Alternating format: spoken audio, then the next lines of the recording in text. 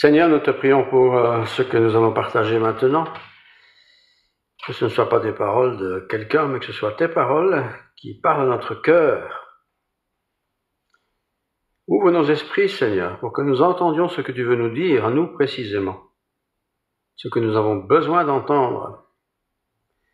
Et bien sûr que l'ayant entendu, nous puissions répondre à ce que tu nous demandes, à l'instruction que tu nous donnes, tout simplement parce que nous voulons sans doute marcher dans tes voies, avancer selon ta volonté, qui est toujours bonne, parfaite et juste. Sois béni au nom de Jésus. Amen.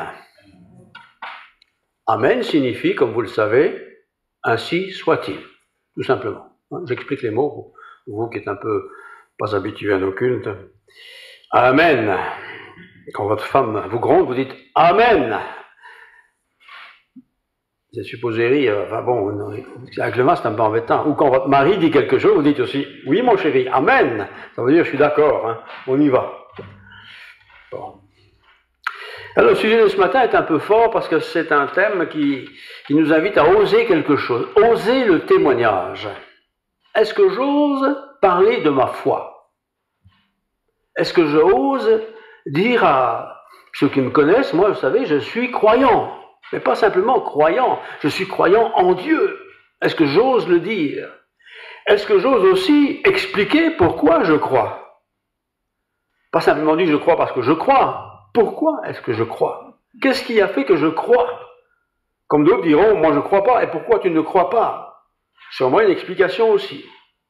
Mais aujourd'hui, je vais vous parler de la foi. Oser le témoignage. Est-ce que je fais partie des gens qui ont facile de parler de leur foi? Ou est-ce que je fais partie des gens qui disent, bon non, ça c'est ma petite sphère privée, ça ne regarde personne, c'est Dieu et moi, voilà, c'est tout. Est-ce que c'est comme ça?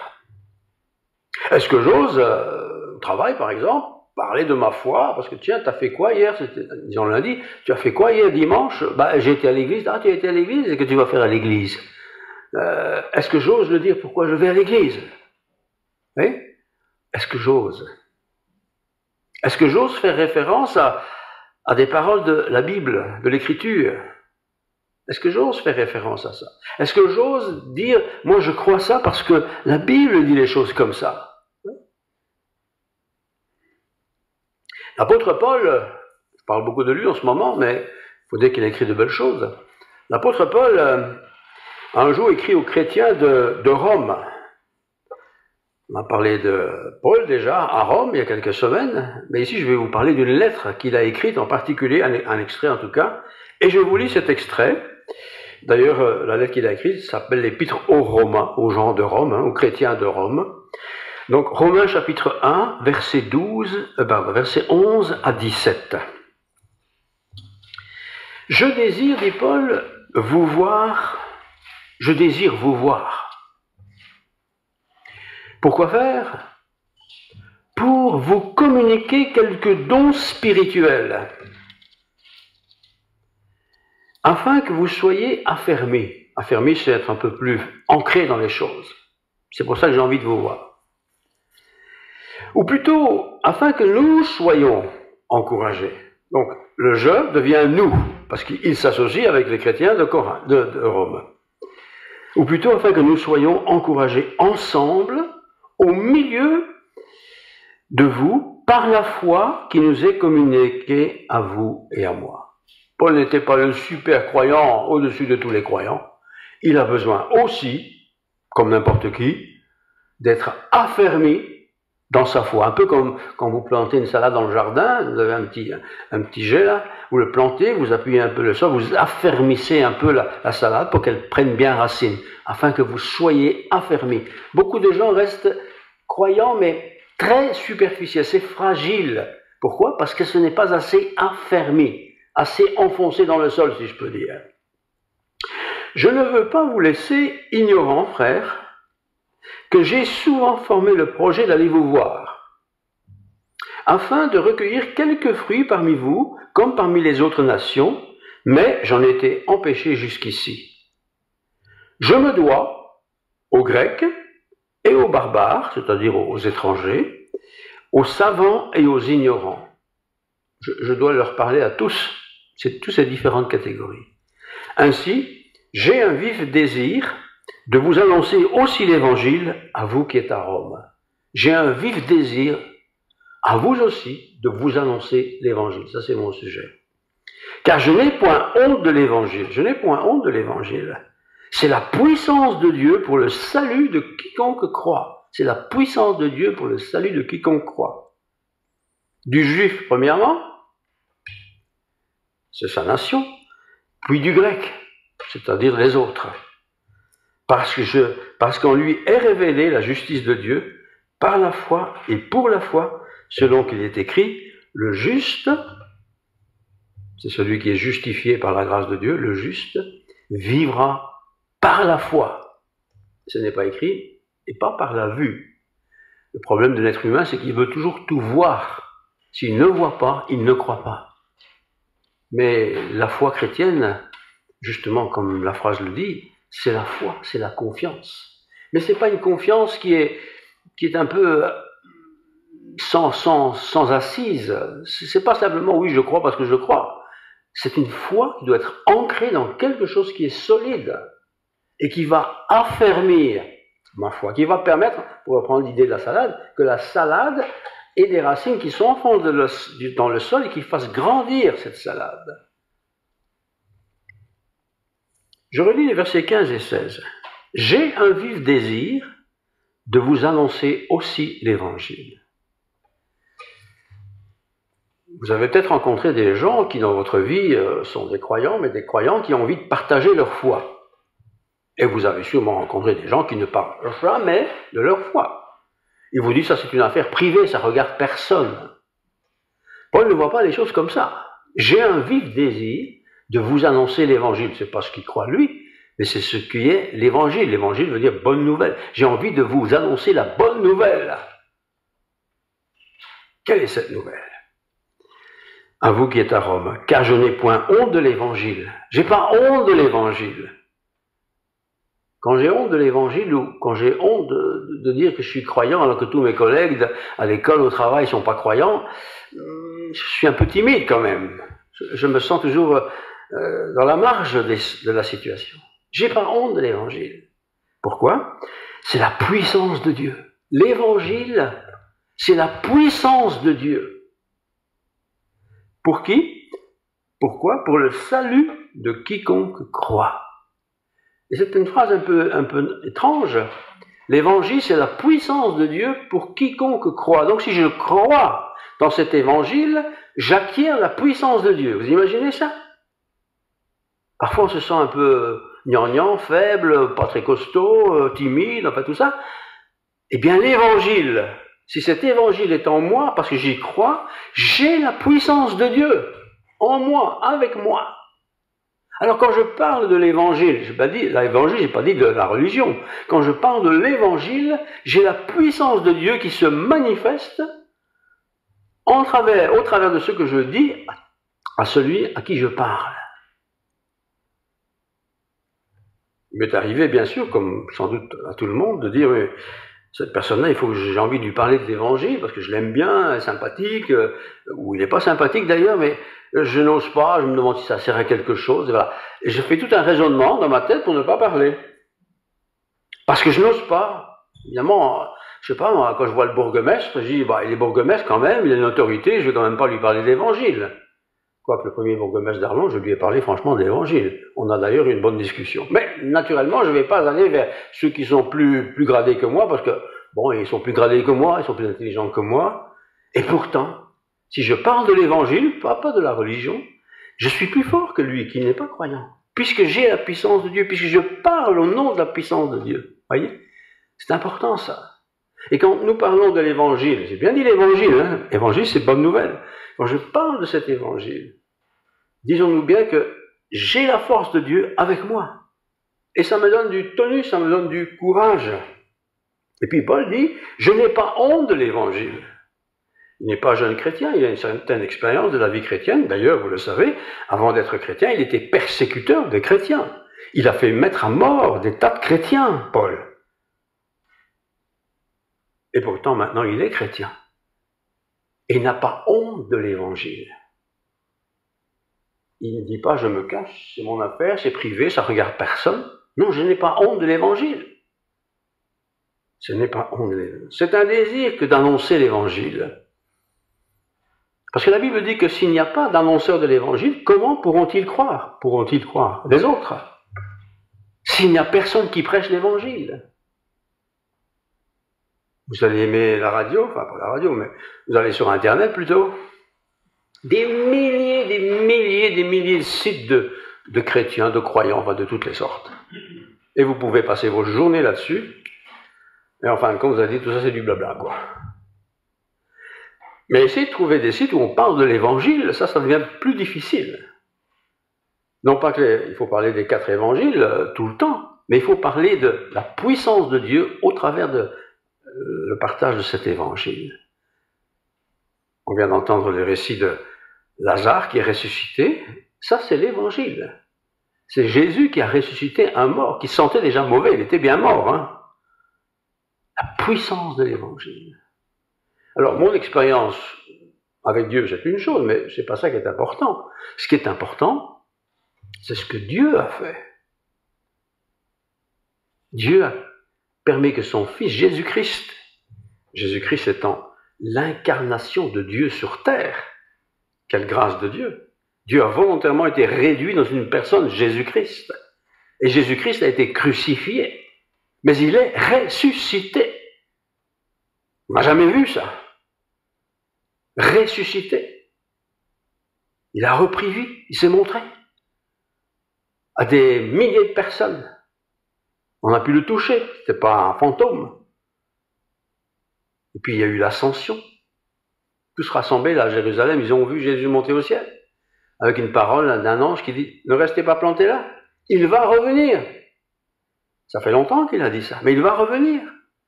Il va revenir quand?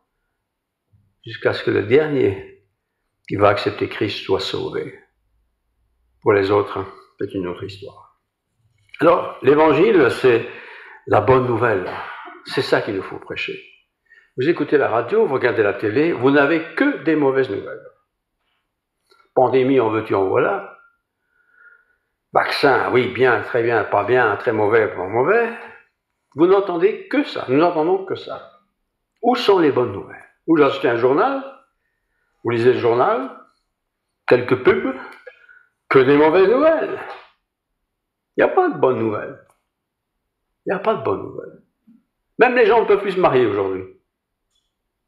Avant, le mariage, c'était beau. On ne peut pas se marier parce qu'on ne peut pas se rassembler. Même les enterrements, c'est interdit. C'est frustrant de mourir. Bah, pour celui qui est mort, il ne le sait pas, mais la famille. Que des mauvaises nouvelles. Et pourtant, il y a une bonne nouvelle, c'est l'évangile. Évangile veut dire bonne nouvelle. J'ai un vif désir, verset 14, dit Paul, d'aller vous voir, de vous annoncer l'évangile. Pas seulement aux gens de Rome, mais il veut aussi prêcher aux Grecs. Verset 14, car je n'ai pas honte de l'évangile, c'est la puissance de Dieu pour le salut de quiconque croit, les Juifs premièrement, puis du grec, parce qu'en lui est révélée la justice de Dieu. J'ai un vif désir de vous annoncer ça. À Rome, c'est l'Empire qui est au pouvoir, mais aussi aux Grecs, qui quelque part étaient les savants de l'histoire. Beaucoup de Grecs anciens étaient des génies dans leur pensée, dans les mathématiques, dans toutes sortes de choses. Mais j'ai envie d'aller leur parler aussi à eux. Pas simplement aux petits vieux là, qui sont un peu gaga, qui sont à la fin de la vie, il faut quand même qu'ils entendent l'évangile. Oui, il doit entendre l'évangile. Mais celui qui est ministre, premier ministre, a aussi besoin d'entendre l'évangile. Mon patron a besoin d'entendre l'évangile. Mon maître d'école a besoin d'entendre l'évangile. Tout le monde a besoin d'entendre cette bonne nouvelle. Alors c'est pas simplement une nouvelle, c'est une bonne nouvelle. C'est l'évangile de Dieu. Alors, au verset 14, il dit, je me dois aux Grecs, aux barbares, aux savants et aux ignorants. 4 genres de personnes. Les Grecs, on les connaît, ce sont cette élite à l'époque de la Grande Grèce et de ceux qui en est découlé. Ce sont les chercheurs, les savants, enfin tous ces gens-là. Je me dois à eux, ils ont besoin d'entendre. Je me dois aussi aux barbares. Barbares, ce ne sont pas les brutes, les sauvages. Les barbares, ce sont les sociétés dites civilisées, en général. Je me dois, voilà, à ces gens-là aussi. Je me dois aux savants, aux sages. Je me dois aux ignorants, ceux qui ne connaissent rien des choses, je me dois aussi à eux. Dieu, Paul veut parler à tout le monde. Donc, de celui qui est le plus intelligent, ou le plus cultivé, ou le plus en vogue, jusqu'à celui qui est le plus grand méprisé, peut-être celui qui se trouve dans les prisons, tout le monde a besoin d'entendre l'Évangile. Parce que nous sommes tous créatures humaines, mais créées par Dieu. Et nous n'allons pas simplement mourir, point. Nous allons mourir, peut-être physiquement, mais vivre pour l'éternité. Et la question est de savoir, où vais-je passer cette éternité? Est-ce qu'il y a une éternité? Est-ce qu'il y a une vie après la mort physique? Tout ça, c'est l'Évangile, c'est la bonne nouvelle. Il faut que je l'annonce, il faut que je le proclame à tous. Alors concrètement pour nous, le tous aujourd'hui, c'est mon voisin, l'appartement du dessous, mon voisin d'à côté, à droite, à gauche. Ce sont ceux qui travaillent avec qui je travaille, ce sont mes amis. Tout le monde a besoin d'entendre cette bonne nouvelle. C'est important. Alors, souvent, nous parlons plutôt de religion. Ah, tu fais quoi? Ben moi, je vais à l'église là-bas, Ah bon, suivant la réputation de l'église, c'est bien ou c'est pas bien. Non, c'est pas ça qui est important. Un rassemblement, c'est un rassemblement. C'est un rassemblement de gens qui croient dans l'Évangile, qui croient dans la puissance de l'Évangile. Vous voyez? Sinon, je suis un groupe de gens qui se réunissent, comme il y en a d'autres qui se réunissent pour jouer aux cartes, ou d'autres qui se réunissent pour y cultiver des abeilles, ou d'autres choses comme ça. Non, c'est autre chose, l'Évangile. En réfléchissant à ce que j'allais dire, j'ai pensé à une femme de l'Ancien Testament. Elle s'appelle Anne. Oh, il y a longtemps. Hein. Et je vais vous lire un extrait de ce que cette femme a dit. Elle n'avait pas d'enfant, et ça l'a désespérée beaucoup. Elle était pourtant très pratiquante, il y a longtemps. Hein. Non seulement elle était pratiquante, mais elle croyait en Dieu. Elle savait que Dieu pouvait faire des choses miraculeuses. C'était pas l'Église, hein, c'était il y a longtemps, très longtemps. Nous sommes ici au Xe siècle avant Jésus-Christ. Et je vous lis cet extrait de Anne dans le premier livre de Samuel, chapitre 2, versets 1 à 3. Cette femme est désespérée de ne pas avoir d'enfant et elle va au temple et elle est couchée sur les escaliers. Le temple était un peu en hauteur. Donc 1 Samuel 2. Anne pria et dit, elle prie tout bas, hein, mon cœur se réjouit en l'Éternel.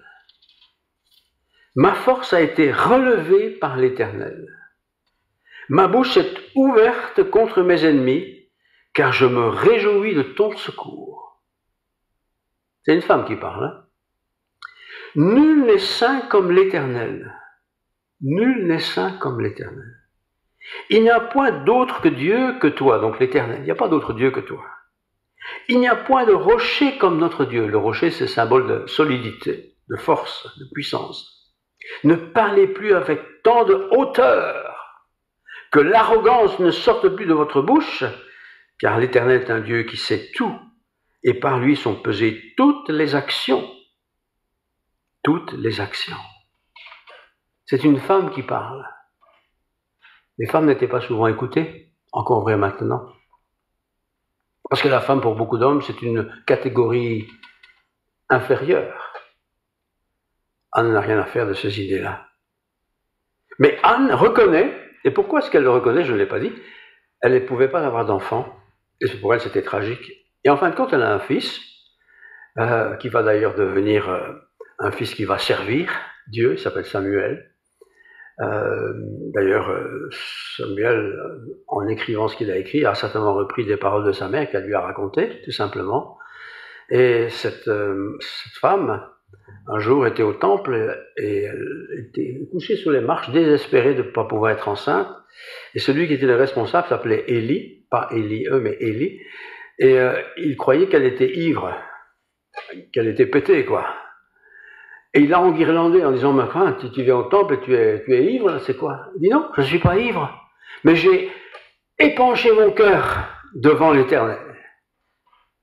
Et Élie s'est rendu compte de sa bêtise, il a dit, bon, je vais prier pour que Dieu réponde à ta prière. Il n'a jamais su ce que c'était, mais c'était pour avoir un enfant. Elle a eu cet enfant, et cet enfant va d'ailleurs être consacré au service d'Élie d'abord, des années après, et il va devenir l'homme que nous connaissons.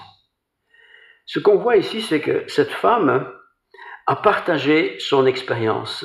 Mon cœur se réjouit en l'Éternel, ma force a été relevée par l'Éternel, ma bouche est ouverte devant mes ennemis. C'est ça annoncer la bonne nouvelle. C'est pas l'évangile parce que Christ n'est pas encore venu, mais la bonne nouvelle, c'est ce que Dieu a fait au travers elle et pour elle. Elle ne pouvait pas avoir d'enfant et elle a eu un fils.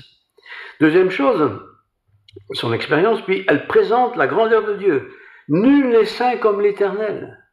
Si je parle de l'église où je vais, vous allez dire, oui, bon, il n'y a que des saints chez vous. Ben non, non, parce qu'il y a toutes sortes de gens chez nous. Il y a des gens qui sont sortis de prison, il y a des gens qui étaient malades, qui sont toujours malades, il y a des gens, etc., etc. Il y a des gens divorcés, pour prendre les choses. Elle ne s'arrête pas à ce genre de discours. Elle dit, nul n'est semblable à Dieu. Quand j'annonce l'évangile, je ne parle pas des gens. Je parle de l'évangile, je parle de Dieu, je parle de la bonne nouvelle. Oui, il y a des gens comme ça et comme ça et comme ça. Mais c'est pas ça que je prêche. Je prêche l'évangile, la bonne nouvelle. Ensuite, donc elle présente son expérience, elle présente la grandeur de Dieu et elle parle de sa modestie.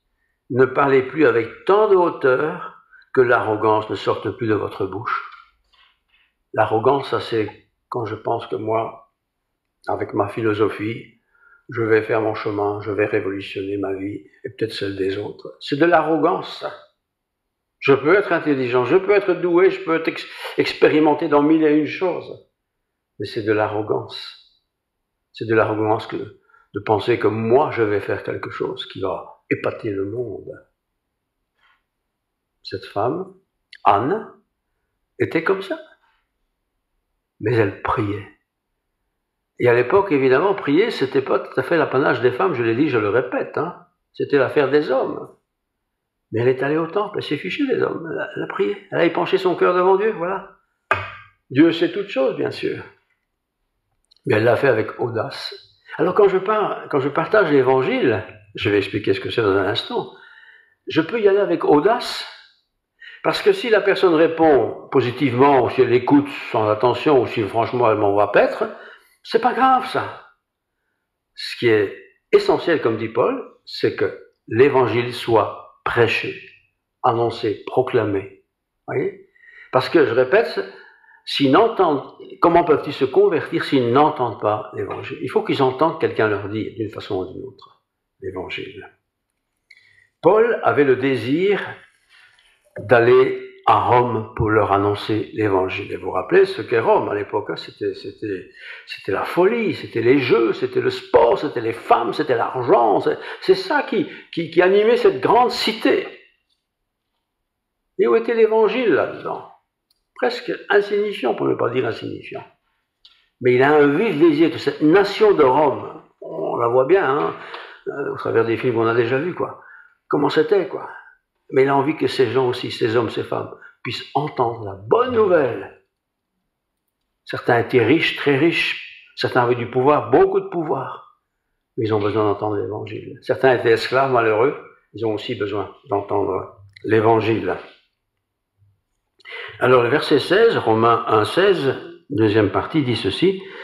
Je n'ai pas honte de l'évangile, c'est la puissance de Dieu pour le salut de quiconque croit.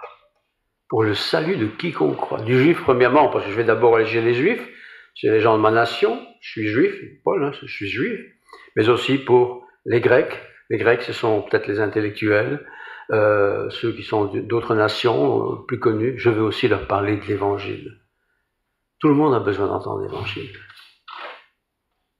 Mes voisins, mes amis, mes collègues ont besoin d'entendre la bonne nouvelle. Mais instinctivement, on ne parle pas de la bonne nouvelle vraiment. On parle de notre religion. Mais les religions, il y en a tant. Vous savez combien il y a de religions dans le monde? Il y a 2000 grandes religions dans le monde. Et il y a des milliers et des milliers de petites religions. Et toutes disent qu'ils ont la vérité, évidemment. Non, c'est pas la religion qui est importante. C'est l'évangile, c'est la bonne nouvelle. Et il faut annoncer la bonne nouvelle. Je vais y revenir. L'évangile, dit Paul, c'est la puissance de Dieu. Car je n'ai pas honte de l'évangile, c'est la puissance de Dieu. Alors, essayez de saisir cette notion, c'est Paul qui le dit. L'évangile, la bonne nouvelle, c'est quoi en fait? Dieu a envoyé son Fils dans le monde pour sauver le monde par sa crucifixion. Je résume très fort, mais c'est ça la bonne nouvelle. Afin que quiconque croit en lui ne périsse point, mais qu'il ait la vie éternelle. Ça, c'est une bonne nouvelle. On a la vie éternelle, la vie qui est éternelle, pas de fin, par cet évangile, par l'acceptation de Christ, mort sur la croix, ressuscité, et dans lequel je crois. Ça, c'est la puissance de Dieu. Nous cherchons tous de la puissance. On a envie d'être fort. Alors certains font de la musculation toute leur vie, certains font du sport, certains font un tas de choses, très bien. Mais avoir la puissance de Dieu, c'est pas parce qu'on devient adepte d'un mouvement X ou Z, non. C'est parce qu'on reçoit cette bonne nouvelle, cet évangile. Parce que cet évangile, avant que je puisse en parler, il faut que je l'ai moi-même reçu. Sinon, je fais du blabla, quoi.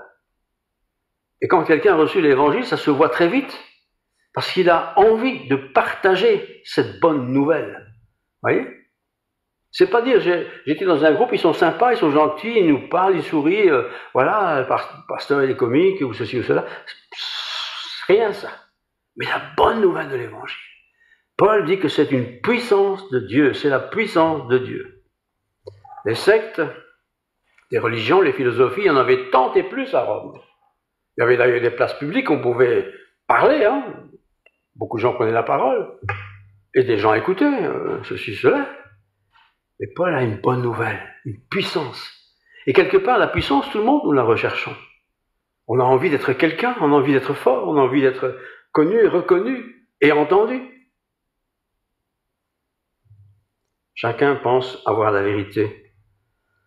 Et chacun qui est un peu dans cet esprit-là, essaie d'avoir des adeptes, des gens qui vont accepter ce qu'il dit. Et ça marche, il y a toujours des gens pour accepter n'importe quoi. Et Paul ici introduit une nouvelle idée. 1,16. Je n'ai pas honte de l'évangile, c'est la puissance de Dieu. On peut remplacer le mot évangile par n'importe quoi. Hein. Je n'ai pas honte du sport, ou je n'ai pas honte de discuter de philosophie, ou enfin tout ce qu'on veut. Mais ce qu'on ne peut pas dire, c'est que c'est la puissance de Dieu pour celui qui croit. Ça, j'ose pas dire ça, parce que ça n'est pas vrai. Mais Paul le dit. Je n'ai pas honte de l'évangile, parce que l'évangile, la bonne nouvelle, je veux dire bonne nouvelle, c'est la puissance de Dieu pour qui? Pour quiconque croit. C'est pas simplement de l'avoir entendu, ou de devenir membre d'une communauté où on parle de cet évangile, mais c'est de le recevoir, qu'on soit juif, que l'on soit grec, et on peut ajouter qu'on soit belge, luxembourgeois, français, qu'on soit homme, femme, pas d'importance. C'est une puissance de Dieu. Alors nous sommes tous en recherche un peu de puissance, quoi. On a envie d'être fort, quelqu'un. Alors chacun a sa petite méthode, sans doute. Mais la vraie puissance, c'est celle de Dieu. Puisque Dieu a tout créé. Il est puissant. Eh bien, cette puissance de Dieu nous est révélée par l'Évangile. Alors, recevoir cet Évangile, d'abord, il faut la recevoir pour nous-mêmes, c'est avoir la puissance de Dieu. La force de Dieu, la grâce de Dieu, la pensée de Dieu, l'éternité de Dieu. Ça, c'est extraordinaire, ça. C'est pas simplement dire, moi je suis dans un groupe, je reviens avec la même idée, et là c'est bien, parce que là on fait ça comme ça, comme ça. Ben, en fait, tous les groupes sont bien. Parce qu'ils y sont, parce qu'ils aiment bien.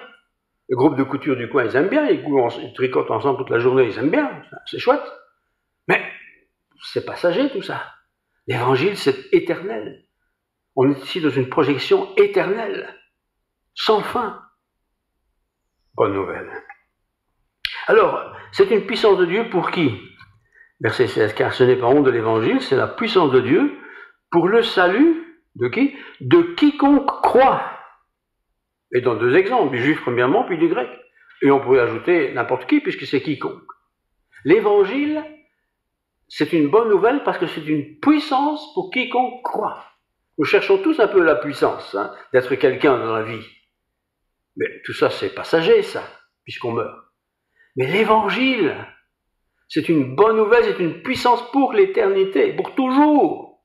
Même après ma mort, bien sûr. Ça, c'est une bonne nouvelle.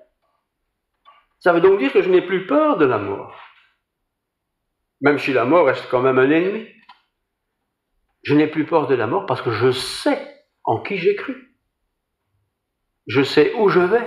puisque j'ai accepté cet évangile. Mais pour pouvoir l'accepter, il faut que je le connaisse. Et pour le connaître, il faut que certains en parlent. Et je ne peux pas dire aux gens, ils trouveront bien, parce que j'ai dû trouver moi-même. Non, peut-être là où je suis, dans mon quartier, dans mon milieu de travail, dans ma famille même, j'ai besoin de partager cet évangile. Va-t-on nous écouter et pas écouter? Ça dépend des circonstances. Certains vont dire, écoute, on t'écoutera une autre fois là-dessus. Hein. Ne nous casse plus les pieds avec ça. D'accord? Il y a assez de gens qui n'ont jamais entendu l'évangile. On va leur annoncer cet évangile, cette bonne nouvelle. Alors, il faut bien comprendre ce que je veux dire, c'est l'évangile, c'est pas le style d'une église. Il y a des églises où on chante beaucoup, c'est une belle ambiance. Bon, il y a des tas de belles ambiances dans le monde, mais ça ne me sauve pas, ça. Alors, cette église fait toujours chaud. Quand on est vieux, il fait un peu frileux. C'est important, ça. Dans cette église, non, c'est pas important tout ça. Ce qui est important, c'est d'avoir l'évangile, de recevoir cet évangile. Alors, cet évangile, je n'ai pas honte de l'évangile, dit Paul, c'est la puissance de Dieu pour le salut de quiconque croit, du juif premièrement, du grec, parce qu'en lui est révélée la justice de Dieu par la foi. L'évangile révèle la justice de Dieu. Quand on parle de justice, dans notre tête, instinctivement, c'est le mal et c'est le bien. Tu as bien roulé, tu n'as pas dépassé les vitesses, c'est bien. Tu dépasses, tu as une infraction, tu as une amende. Pour nous, c'est ça la justice. L'évangile, c'est pas ça. Je relis. Parce qu'en lui, donc en l'évangile, est révélée la justice de Dieu. Elle est révélée, donc c'est une révélation. Par quel moyen? Par la foi. Je ne reçois pas un document du ciel, c'est bien, voilà, tu es sauvé, pas de problème, tu vas être au ciel avec moi. Non, je ne reçois pas ça. Mais je reçois cet évangile par la foi. La foi, c'est j'ai confiance, je crois que c'est vrai. Alors je ne vais pas me taper sur la tête en disant oui, tu crois que c'est vrai, c'est bien, allez, oui, tu y crois, hein. C'est pas du tout comme ça. Mais je le reçois. Parce que je connais mes limites. Je sais que je ne mérite rien du tout. Je sais que je ne suis de loin pas parfait. Je sais que je suis très loin de ce que je montre. Je ne suis pas comme ça, je le sais. Chacun connaît sa vie. Et à côté de tout ce que je fais qu'on ne devrait pas savoir et qu'on ne sait pas, Dieu sait tout. Alors, on va tricher avec Dieu. Mais j'accepte cette bonne nouvelle. Christ est envoyé par Dieu. Il est né dans une crèche, c'est vrai, il y a longtemps. Mais il est aussi crucifié. Ça, c'est vrai aussi, ça on croit. Jusque-là, ça va. Mais qu'il est ressuscité, ça on ne peut pas croire. Mais si Christ n'est pas ressuscité, dit Paul, votre foi ne sert à rien. Si Christ n'a pas repris vie après 3 jours de mort, il était bien mort, la foi que nous avons en lui, ça ne sert à rien. Même l'histoire qui a été racontée ne sert à rien. Parce que peut-être qu'il était ressuscité, mais on va retrouver des excuses pour dire oui, il n'était pas vraiment mort, il était à peu près mort, mais on n'avait pas des moyens comme aujourd'hui pour constater la mort. Enfin, on va raconter tout ça, pour ne pas croire. Mais Christ est ressuscité. Il s'est montré à un tas de gens. Il s'est même montré à des foules. On l'a vu. On a pu lui parler, lui serrer la main. Mais c'est pas pour ça que les gens ont cru. Et aujourd'hui encore, il y a des gens qui restent incrédules. Pour leur montrer la meilleure des preuves, ils ne croiraient pas. Mais ce qu'ils ne peuvent pas croire, ce qu'ils peuvent ne pas croire, c'est ce que Dieu fait dans ma vie. Ça, ils le voient. Si moi, ma vie, en tant que personne qui se dit chrétien, être chrétien, c'est être comme Christ, qui essaie de prêcher cet évangile, j'ai une vie qui, franchement, c'est pas le top, qu'est-ce qu'ils vont me dire? Tu peux toujours causer, toi. Tu dis que Dieu est ta vie, quand je vois ta vie, c'est pas terrible. Ça ne donne pas envie.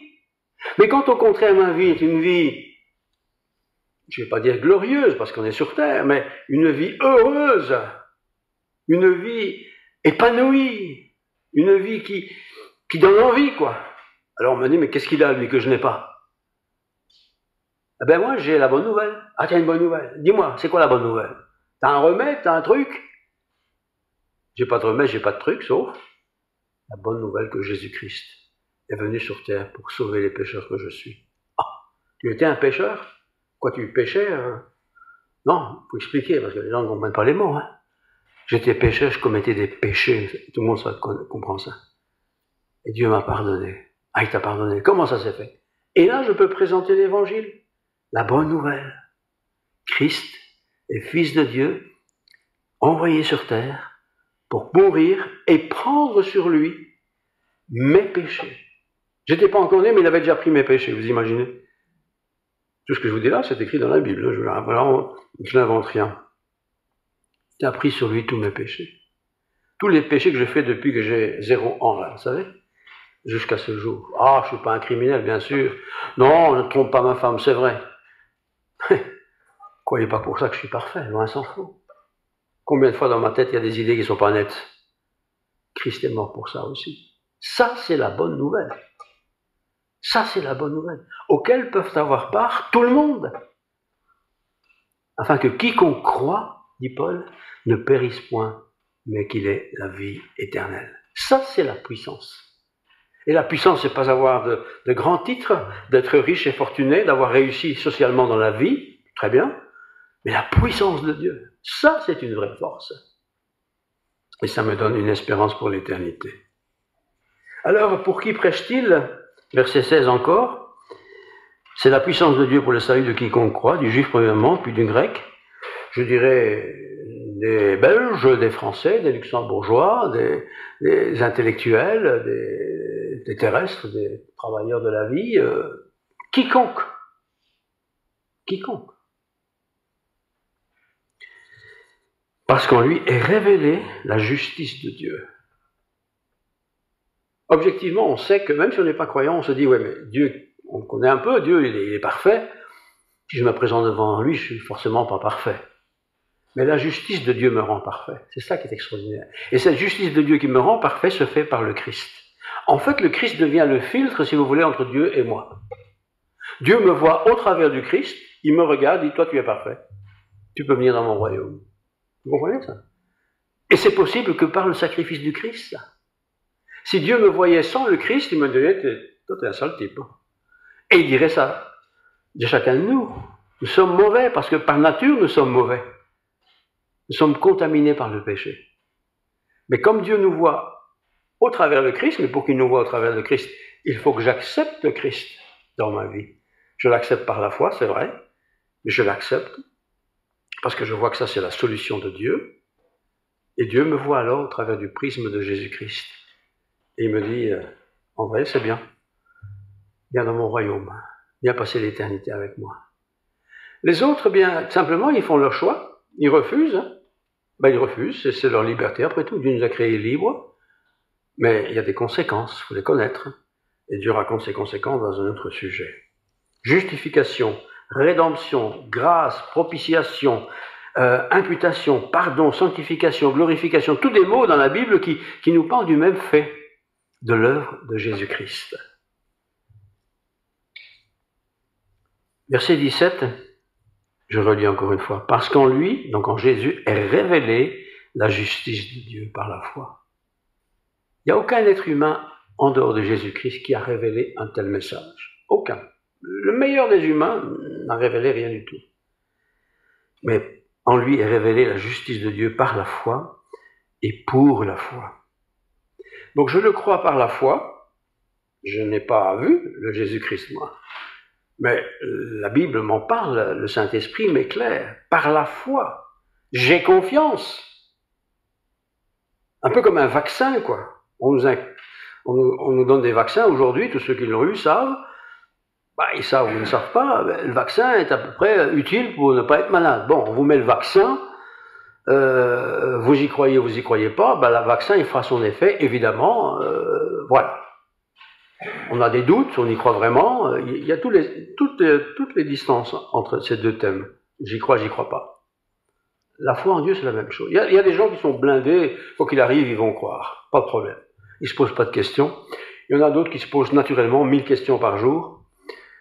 Voilà, c'est comme ça aussi, mais ça ne change rien au fait que celui qui croit en moi vivra. Et ça, c'est une bonne nouvelle. Je peux être mathématicien, vouloir tout expliquer d'une manière mathématique. Il y a des gens comme ça, hein. Ils vont rester frustrés parce que toute leur vie, ils vont calculer en mathématicien. Acceptez par la foi. Simplement, croyez en moi et vous vivrez. Pas simplement vous vivrez de manière terrestre, vous vivrez l'éternité. Alors j'avance un peu plus vite, sinon on n'arrivera jamais à la fin. Évangile de Luc, Jésus dit ceci. Luc 9, verset 26.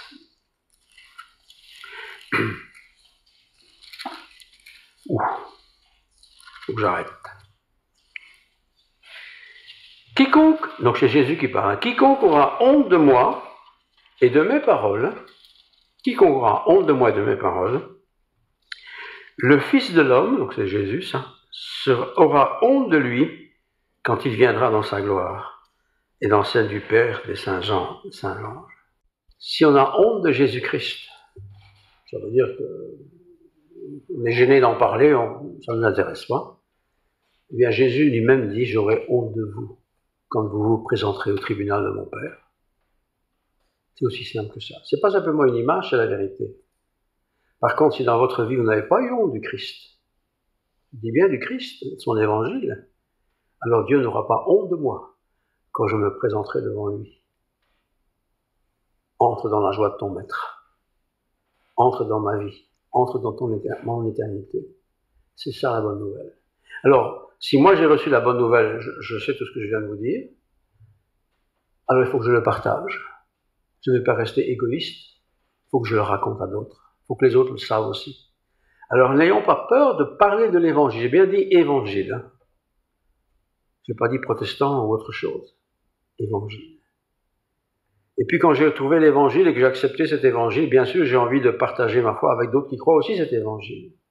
Et c'est pourquoi il y a beaucoup d'églises, des types différents d'églises. C'est les uns, on est toujours assis, d'autres sont toujours debout, d'autres sont tout ce que vous voulez. Ça n'a aucune espèce d'importance. Il faut trouver un lieu de culte où on parle de l'évangile. Et que l'évangile, la bonne nouvelle, soit le centre.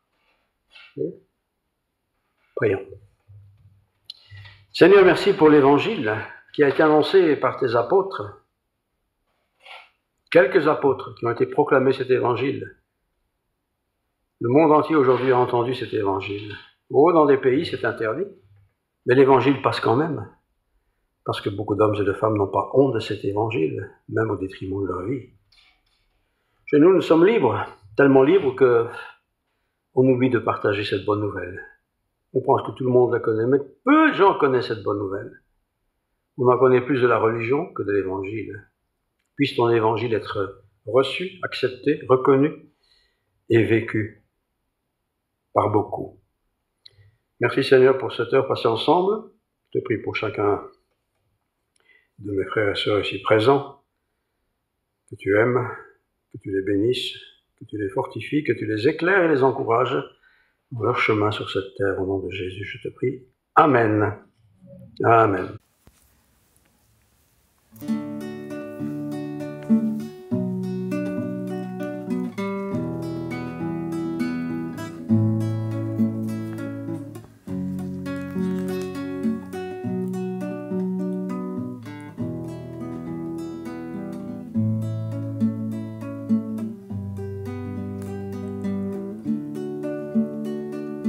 Je suis venu te louer, exalter ton nom, je t'aime, tu es vraiment tout pour moi, et je lève les mains vers toi mon roi. Je suis venu te